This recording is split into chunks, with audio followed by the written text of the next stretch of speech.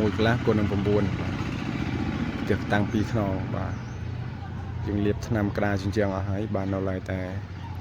បាទវាបិទបាទយើងដំឡើងបង្អួចទ្វារអស់ហើយបាទសម្រាប់មុននេះគឺយើងធ្វើបែបធម្មតាសាមញ្ញទេយើងអត់បានលេងម៉ូដកប៉ាល់ផ្នែកមុខទេបាទនេះគឺផ្នែកក្រោយណាបាទនេះផ្នែកក្រោយបាទសម្រាប់មុននេះគឺมันជាខ្ពស់ទេបងប្អូនដោយសារតែយើងធ្វើតម្រូវបាទមនុស្សចាស់អានេះបើសិនជាកូនចៅគេមានសមត្ថភាពយើងអាចដោលឡើងឲ្យខ្ពស់ជាងនេះក៏ថាបានដែរបាទបើសិនជាគេចូលចិត្តខ្ពស់អញ្ចឹងណាអានេះគឺទៀបល្មមទេបងប្អូនបាទអានេះក្តារយើងលាបថ្នាំបាទលាបថ្នាំមុននឹងវាបិទជញ្ជាំងអញ្ចឹងគឺយើងត្រូវលាបថ្នាំសិនដើម្បីទប់ស្កាត់ការពារមេរេស៊ីអញ្ចឹងបាទ